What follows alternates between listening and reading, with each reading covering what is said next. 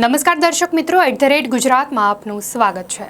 છેલ્લા કેટલાય મહિનાઓથી એક ચર્ચા ખૂબ જામી છે અને એ છે ગુજરાત ભાજપના પ્રમુખ પદેથી CR પાટીલ વિદાય લેશે તે। અને ત્યારથી જ ગુજરાતના રાજકીય વર્તુળોમાં છેલ્લા ઘણા સમયથી પ્રદેશ પ્રમુખ કોણ બનશે તે અંગે અટકળોનું બજાર ગરમાયું છે।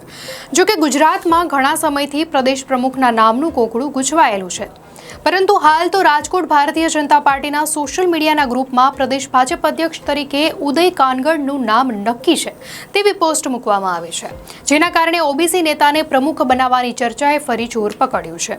જ્યાં દર્શક મિત્રો, જ્યાં એક તરફ રાજ્યભરના ભાજપના કાર્યકર્તાઓ નામને લઈને આતુરતાથી રાહ જોઈ રહ્યા છે, ત્યારે રાજકોટ ભાજપના સોશિયલ મીડિયાના ગ્રુપમાં પ્રદેશ ભાજપ અધ્યક્ષ તરીકે ઉદય કાનગડ આગામી 6 એપ્રિલના રોજ વિધિવત નામ જાહેર થશે, વિધિવત રીતે ચાર્જ સંભાળશે તેવો ઉલ્લેખ કરવામાં આવ્યો છે।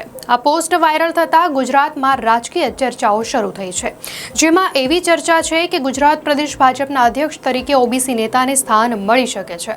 અગાઉ પણ રાજ્યસભાના સાંસદ મયંક નાયક અને રાજકોટ પૂર્વના ધારાસભ્ય ઉદય કાનગડના નામની ચર્ચાઓ ચાલી હતી। તેની વચ્ચે આ પોસ્ટ વાયરલ થતા ચર્ચાઓ શરૂ થઈ છે।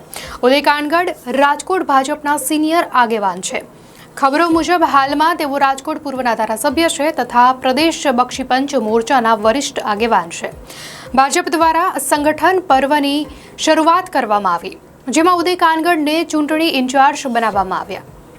CR પાટીલ સાથે ઘરોબો ધરાવતા ઉદય કાનગડને પ્રદેશ અથવા સરકારમાં મહત્વની જવાબદારી મળે તેવી પૂરી શક્યતાઓ વર્તાઈ રહી છે।